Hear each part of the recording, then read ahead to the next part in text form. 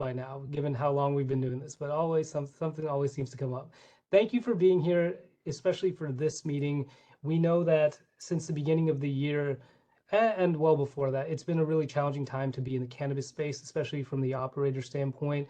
That has been made even more challenging and difficult and scary because of the uptick of crimes against cannabis businesses beginning in January and really only taking off from there. I almost don't want to say anything about the state of what it is right now because I don't want to jinx it, but we recognize that this has been a tremendously challenging time. And we just want to thank everyone here for attending, for making time for this. We want to thank the police department for understanding the gravity of this conversation and making space for Lieutenant Lange's position. I'll let her speak a little bit more about that in a moment, but more than anything, this conversation is happening because it's a collaboration of operators, Office of Cannabis, and the police department, and a shared recognition that cannabis businesses should feel safe. They should be safe for the public to attend, they should feel safe for their operators, and they should feel safe for the staff that's working there. We've reached out to countless operators. We've had conversations. We understand how challenging this time has been, how traumatic it's been, and just all of the challenges that operators are facing, from dealing with insurance companies to having staff feel threatened about their safety and having to change operational hours. We understand that. We certainly don't understand as well as you do, but we know that this is an important conversation, and that's why we want to make time for it. We will be recording this meeting and we'll be disseminating the relevant parts through our distribution channel. So anyone who wasn't able to make it can also learn a little bit more about Lieutenant Lange, how best to get in touch with her, and the role that she'll be playing moving forward. We do have some pre-submitted questions, which we'll ask Lieutenant Lange, and then there'll be some time towards the end for any questions that you may have.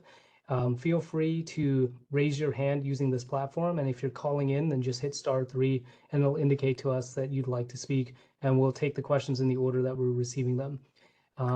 Happy to take questions about the Office Canvas towards the end as well, but we just want to thank you all for making time for this. We want to thank the police department for leaning in and making a dedicated position. It's been a long time coming, and I think we've all understood the importance of it. It's just been a matter of figuring out how to actually roll it out, and we're hoping that this is a continuation of that relationship, but also an augmentation of it, where Lieutenant Lange knows a lot of you by name, and there is a direct feedback loop and a communication channel between you as the operators of cannabis businesses and her as a representative to the police department. So with that, I will turn it over to Lieutenant Lange. Just want to say thank you for being here and thank you for volunteering for this position. We know that part of the reason we're here today is because you stepped up and said, I want to do this. So with that, I'll turn it over to you, but I want to say thank you. Hello, everyone. Thank you. Thank you, Nikish, Chelsea, Ray, for having me at this meeting. I'm happy to be here. I look forward to working with each of you to see what we can accomplish together to make things better for you and for everyone. A little about me. I know we sent my bio in, but just a quick little background. I've been with the department for approximately 22 years, a little over 22 years. I've worked in the Tenderloin district for most of my career. I'm very familiar with downtown area, and with that, I worked also in the Mission District and the Southern District, usually the busiest parts of town. I got promoted to a sergeant position. I've worked in the burglary unit for approximately 5 years before my promotion to lieutenant. I'm very familiar being in the burglary unit for approximately 5 years. With that experience, I know most number one crimes committed against the cannabis community is burglaries, along with robberies and such. But burglaries being number one, in my opinion, crimes committed against the cannabis community. My goal here is to be a good resource to you all, be a conduit of information between our department and you with the cannabis community. In my opinion, communication is key. And sometimes with our departments, communication can get lost or with even your community, we don't communicate well together. So I want to build a good relationship between our department and the cannabis community, be a good liaison for you, and maybe give some insiders to you guys and help you, help us, I guess is the best way to put it. I think the single communication key I want to communicate with you is once the crime has been committed against you, whether it be robbery, burglary, proper channels should be followed. First and foremost, you should call 911. The report should be made. My advice to you will be, if there is a crime scene, preserve the crime scene, save it for the officers responding to your scene.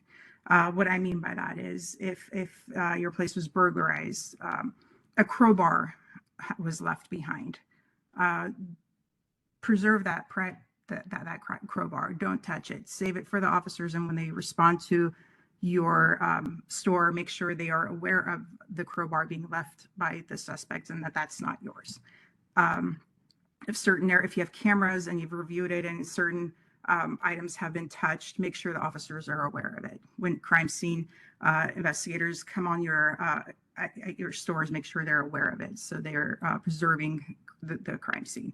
My advice would be to, if you can, not touch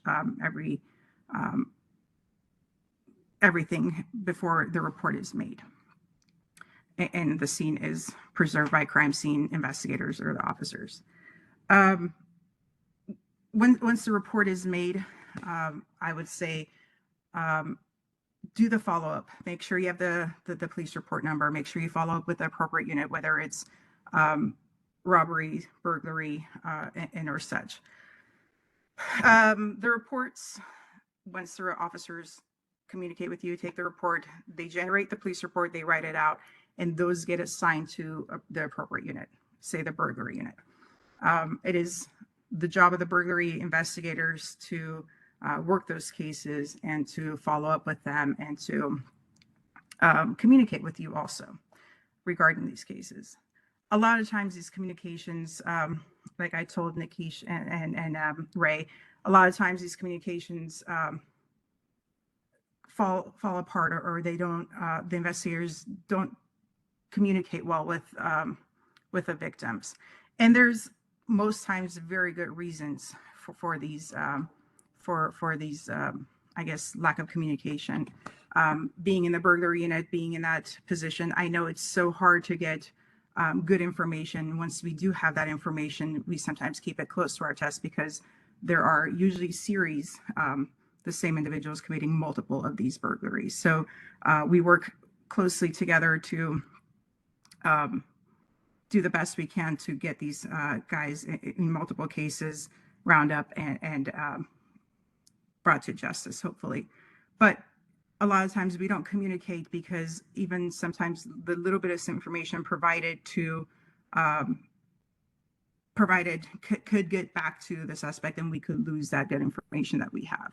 So we keep information close to us until it is solved, or so we don't lose months of investigation. So with that said, my job here is to communicate between our department, be a good liaison between our department and you guys. So if you don't hear back from your investigators, or you're having a hard time communicating with investigators assigned to your case, you're welcome to reach out to me, and I will do my best to get issues resolved for you. I'm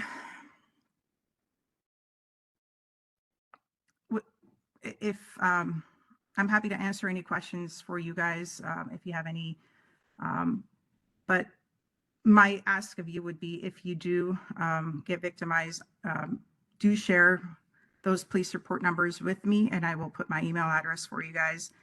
Communicate with me your police report number so that I could track the cases, and I can also follow up for my tracking system.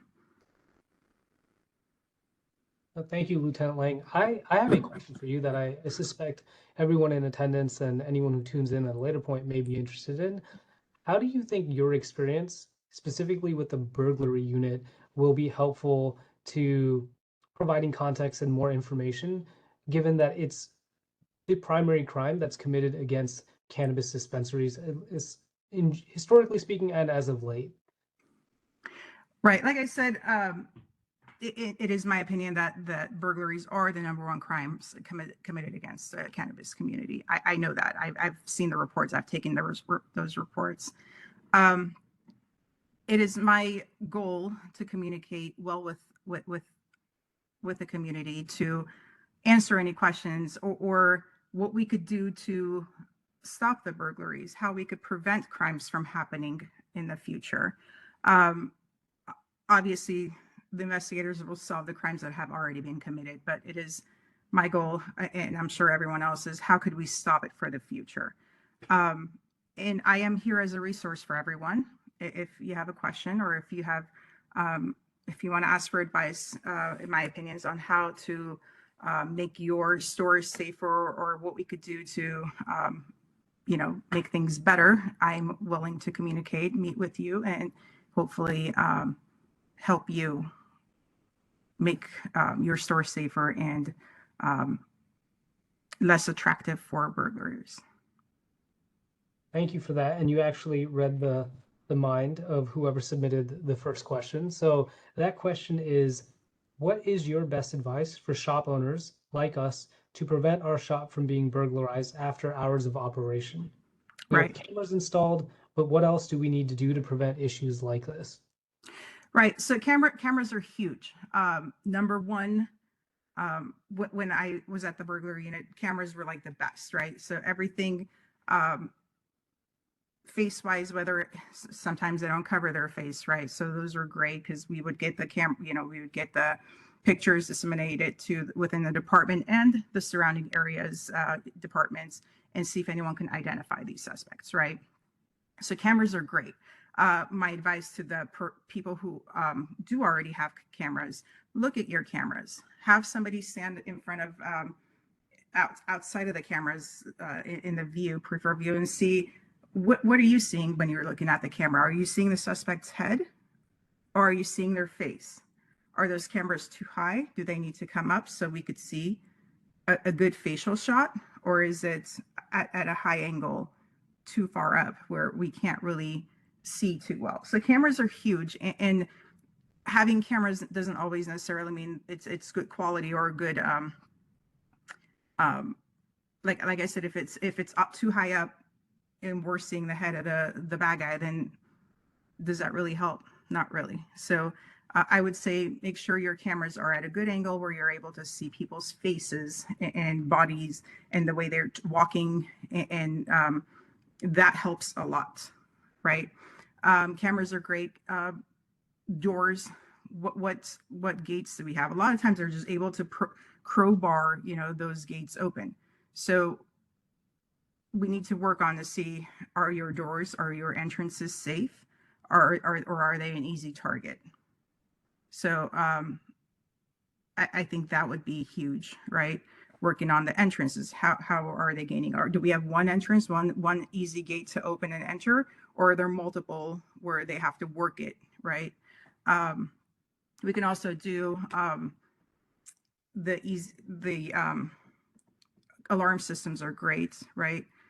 For once they go off, they automatically notify the police department. Those are great, but there are also a lot of alarm systems that they go to management before it is called to the police department, to avoid the, if they get too many calls, then they get fined, right? So a lot of people set up their alarm systems to go to their management. And once the calls to the management is made, no one picks up, or they're too far away, or, the communication fails between the alarm system and the police department. So alarms are huge, but having the proper community person to pick up the phone and be able to respond, or communicate with the police department to respond, is huge. Those are little insiders for me to say. Maybe not displaying everything everywhere. Having good safe within the business is huge. I'm sure a lot of these have already been thought of in there, but sometimes there aren't. So, and I'm happy to go over these individually with you guys. Thanks, Lieutenant Lang. Just sort of sharing some of the conversations I've had with operators. What you have described, a lot of the businesses that were hit recently, they had those measures in place, good security cameras, reinforced doors, alarm systems that were notifying the operators, and there was responsiveness, right? I think what you might hear from some of the operators is that those measures weren't necessarily enough. And there are costs that are associated with more advanced versions of each of those items, and sometimes they're very cost prohibitive. So even just being able to have someone like you to talk to and see if there are simple steps that they might be able to take to augment what they may have that are somewhat that are more cost sensitive, I think that would be really helpful. I will sort of stop there. I see that AC Lazar has joined us. AC Lazar, thank you so much for being here. I'm happy to sort of turn it over to you, but where we are right now is Lieutenant Lang has introduced herself.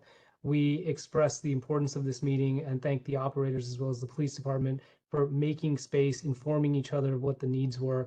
And I'm really hopeful that this relationship can only strengthen and develop more based on what the operators really need. Lieutenant Lang has made herself available, and we are really appreciative of that. And my hope is that everyone who's in attendance here and anyone who watches this understands that Lieutenant Lang is here to form a relationship with you, to try and provide information in an easier flow, understanding that some information just will not be able to be shared because it may compromise the investigation, but that is what she's here for. And if she isn't able to share information, it's for good reason. What she can, she will. And we're just going through some of the questions right now. So I can turn it over to you if you have anything that you'd like to say, or we can continue with the questions. Yeah, and Nikesh, thank you very much. And I apologize to everyone for being late. I've tied up in a meeting regarding the Tenderloin and all the work we're working on over there. And grateful to see everybody on the line, and thanks for the Office of Cannabis for getting this up and running. My thought has been that there a lot goes on with this community, with the cannabis community. A lot goes on. Burglaries, there's problems, there's issues, robberies, different things that are going on. And my thought was, we should find someone strong, a strong leader within the department that can really be the point of contact for this community. And Lieutenant Lang is the first person that came to mind when we thought about, when I talked to some of her peers and others, she was the first one mentioned that would be great to be able to have that one person connection. Because what happens is if you're burglarized, you're trying to deal with burglary. If you're a victim of a robbery, you're trying to deal with robbery. If there's other issues, you're trying to navigate your way through the department. You're calling me, you're calling others, but really you should have that one point of contact that can navigate the department for you, that can work to try to connect you to the right person, that could work to have patrol conduct frequent passing calls to your business or what have you. Just have that person. Like everyone knows Lieutenant Sylvia Lang. That's kind of the thought behind why we're doing what we're doing.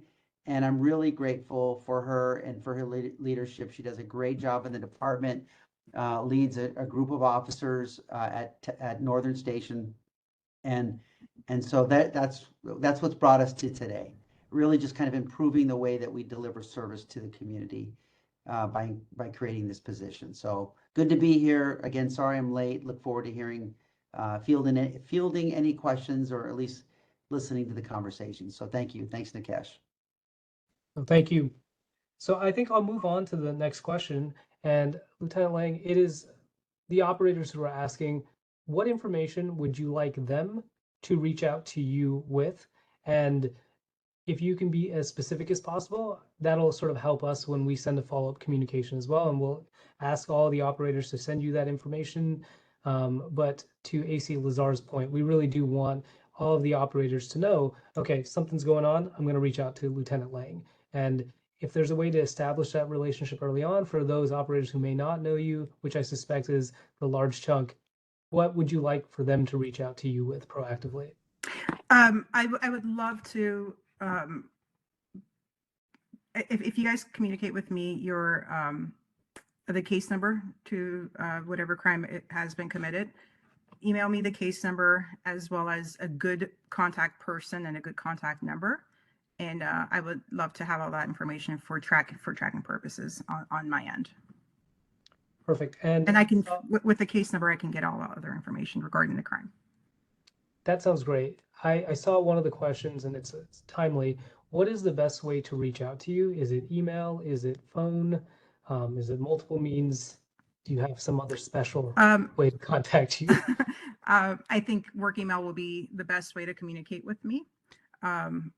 I usually check my email daily and will do my best to communicate back with you via email.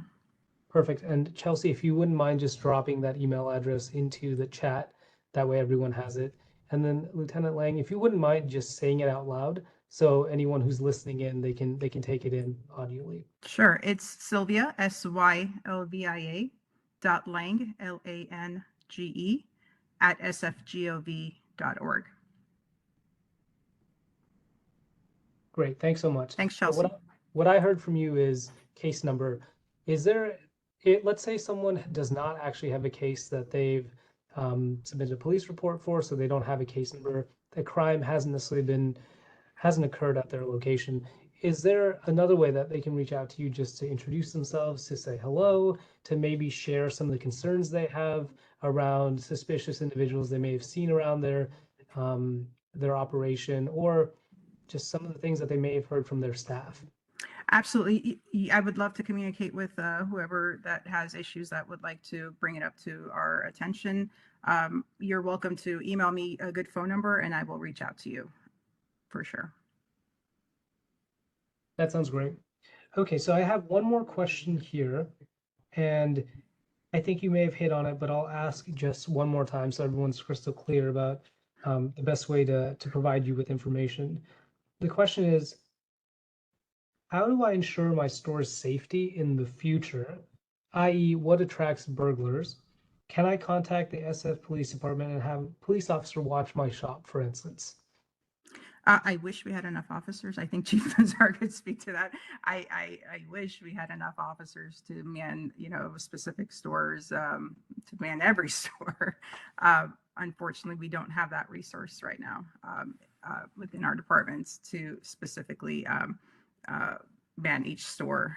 However, a lot of stores such as Walgreens, Lululemon, they do hire private, police officers to be there assigned to them.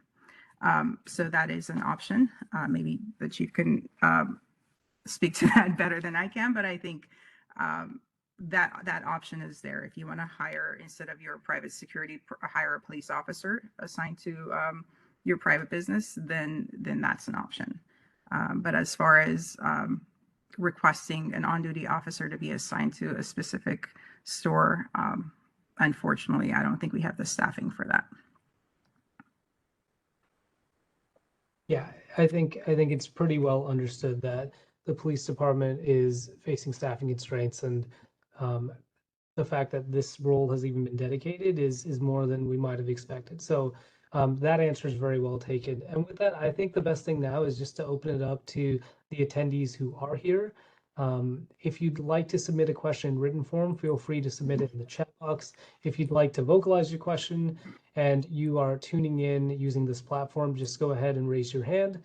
And if you're calling in, then feel free to hit *3, and Chelsea will she'll unmute your line in the order that we received it. So I turn it over to you, Chelsea.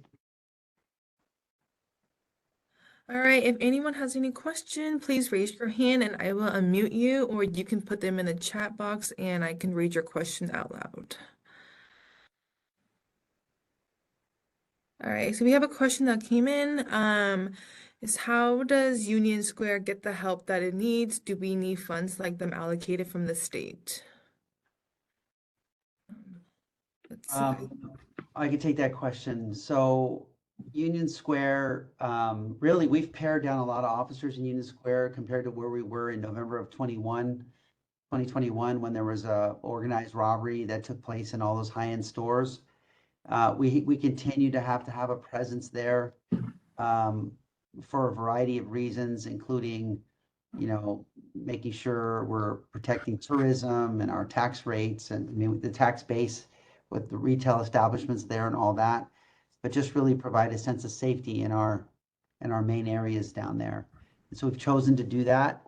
But we also have, we're using overtime staffing all throughout the city on violence reduction for the addition of foot beats, and all kinds of areas throughout the city. So it's not just Union Square, it's the whole city that we're deploying resources, spending money, spending overtime, etc., to try to fill the gap of being short 580 police officers. Thank you. We have another question that popped up is how can we have some sort of group like this? This is also following up the Union Square question. Maybe the sheriff office can help. Yeah, I can't speak for the sheriff's department, but I do know that they're short like us, and they have their challenges as well. But that's definitely a conversation to be had with the sheriff's department. Thank you. Do we have any more questions? Again, please feel free to raise your hand and I will unmute you, or please enter them in the chat box.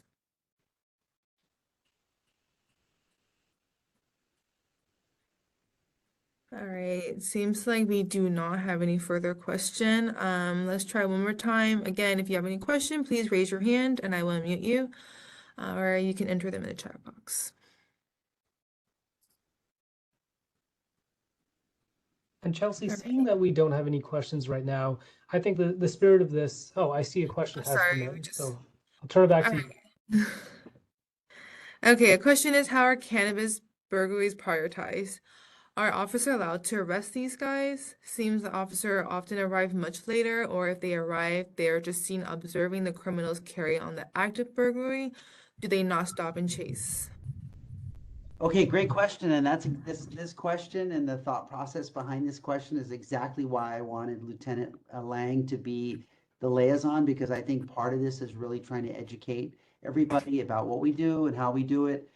So we did mess up a year and 4 or 5 months ago when we responded to a burglary in progress at a dispensary off of Divisadero, where the officers didn't handle that correctly, and they had to be retrained, and there was issues around how they handled that. And I saw the video, and it was super bad. So that's one example of what not to do, and we have learned from that one.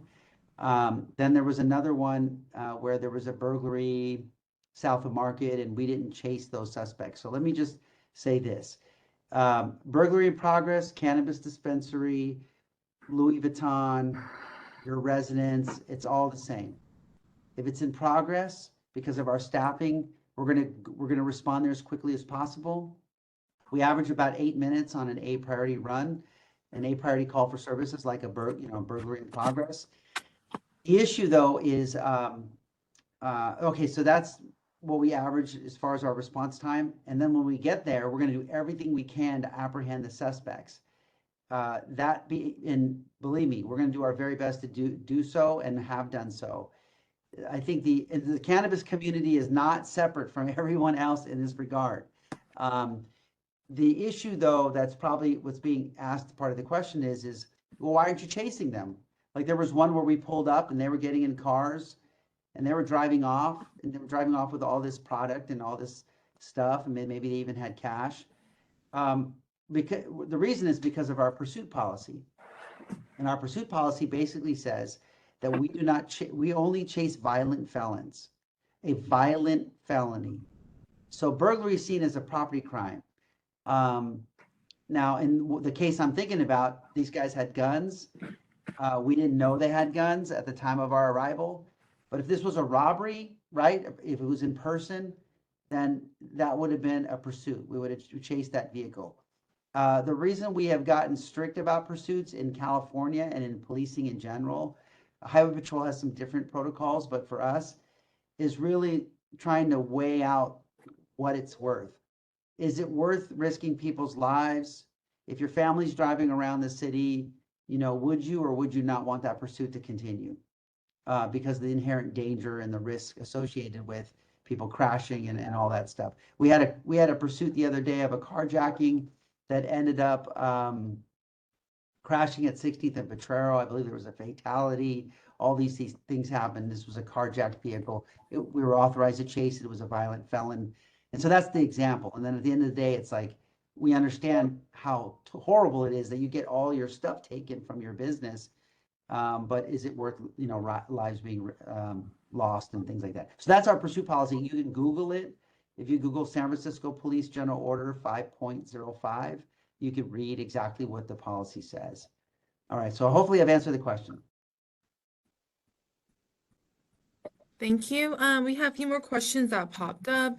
One asks, is there any secure online forum where cannabis owners can talk to each other about burglaries that has happened and how owners have shored up their premises?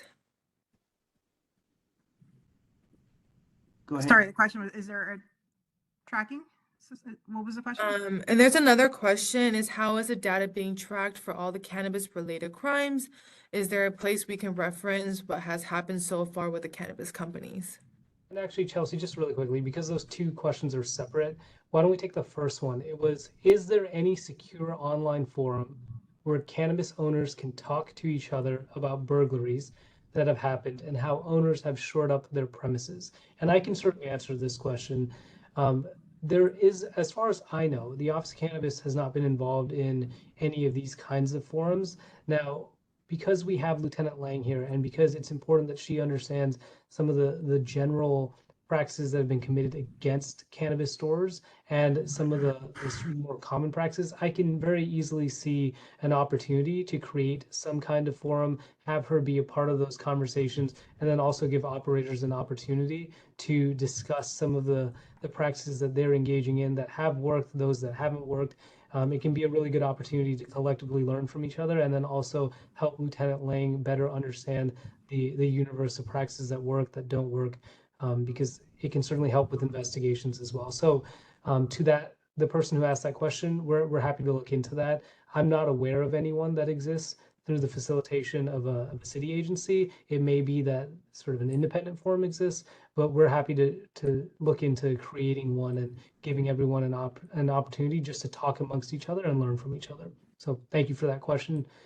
The next question was related to data, and I see that there's some comments here as well, not so much questions, and I just want to acknowledge that these comments, we're reading them, we understand them, we certainly share in the frustration as well, and we thank you for vocalizing how you're feeling. So thank you.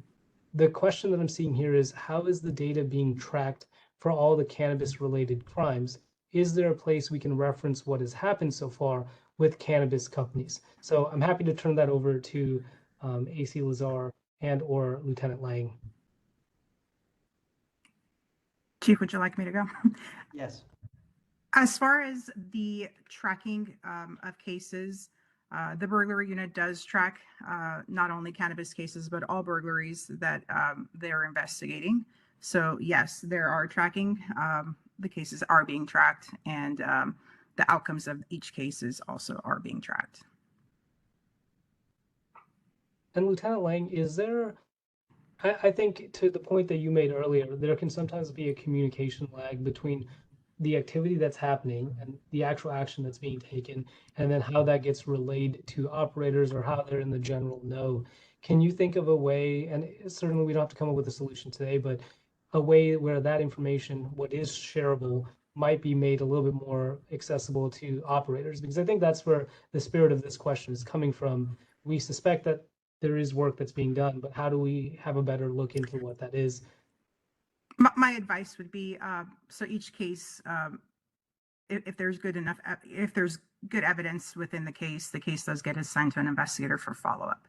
And if an investigator is following up, they most times they do contact the victim and say, I am working this case. Is there additional information that you need to follow up with me? Or is there more information that you can give me regarding the case? Are there videos, neighboring videos? So investigators most times do communicate with victims and request additional information and provide their contact information. If that doesn't happen, if it doesn't happen within a week or two, feel free to email me and I will see if who the case is assigned to, if it is. And I can communicate back with you guys regarding. That's great. And so it sounds, if people have specific questions related to some of the action that may be taken right now, to reach out to you. And if you can share, you will. And if you can't, then you'll provide the information you can. Absolutely. So their initial step should be communicate with the investigators that's assigned to them if they have communicated with them. If they're not getting anywhere with the specific investigator, or they're not communicating back with them, or the case might be assigned to someone else, there could be numerous reasons. If they're not getting anywhere with the specific unit that their case is assigned to, then they're more than welcome to communicate with me and I will resolve their issue. I'll do my best to. Thank you, Lieutenant Lange. Chelsea, I see that We have there's a someone. hand that's raised. Yeah. All right. And before we go to that, just really quickly, I see that there was a note from one of the participants that there are a few operators that have started to lead the charge in organizing SF operators to support each other. So this is with respect to the question about a forum existing. The advice here is feel free to reach out to admin@endoindustries.com. They're having an event on 6/20 from 6 to 9 p.m. So just wanted to read that out loud for anyone who may not be following the chat. All right, thank you. I'm going to go ahead and unmute Reed. All right, you are unmuted now. One seems like they want to address it. And it was for David, because I was dealing with your office with this problem. And I have been harassed for over 2 years, and you guys were dealing with this at my business. And then unfortunately, it turned into me having 8 stitches and having to close my business down. You guys put an arrest warrant, but never arrested this person. I seen her last week and she still is harassing me. It's almost to the point where I want to file a complaint or a lawsuit against the city, because I was harassed and almost literally had to go to General Hospital because this was never taken care of. And as of today, she's still not arrested. And this is at my business. And we had to submit so many police reports, call so many times, and literally have this girl literally terrorize me and go down to get restraining orders, and still nothing happened. And this is a problem because I got hurt. And so what are you guys going to do about that? Also, like, I have tons of emails to follow up with this. And the fact that she's not arrested and she thinks this is a game, and that I'm still dealing with this, and it's been over a year, it doesn't make sense. And that I had to get 8 stitches, like literally. Okay. That's all I have to say. And David knows what I'm talking about. Oh, is this Reese? Yes, it is. She still has not been arrested. I seen her 2 weeks ago. She was harassing me again, pulling up behind me where I'm going to my business because the store is still closed, and it's not fair. Like, I shouldn't even have to get 8 stitches, like literally. Like, where's the point where I might have brain problems? I had to get MRIs and all this. You guys are not doing the help that you're not giving us the help that we need, and it's sad. And I just want to voice that, because literally I had to take off work. Literally, that was drama, just a lot of drama, and this girl's still running around here and not arrested. So yeah, that's all I want to say. Okay, well, let me just jump back in, Reese. So what I'd like to have is, I just put my email in the chat for everyone. I want to follow up on that. Lieutenant Lange can follow up on that as well. But we want to see, send me an email on kind of giving us an update as to what's happening. CC Lieutenant Lange, sylvia.lange@sfgov.org. Kind of give us the update of what's going on, police report numbers, etc. I will personally look into what's happening, and we will get back to you and figure out where the gap is. I can't speak to it because I don't recall the whole story and the circumstances and all that, but you have my commitment that we'll get back to you on that. So please take us up on that.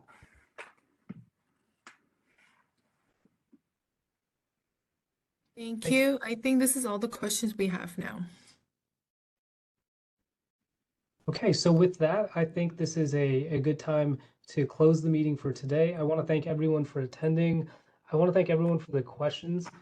I want to thank all of the operators that have reached out to our office to help formulate this response. And I want to thank the police department for continuing to work with us, trying to find different solutions to this problem. I'm really hopeful that this relationship can turn into the main access point for operators to SFPD and vice versa.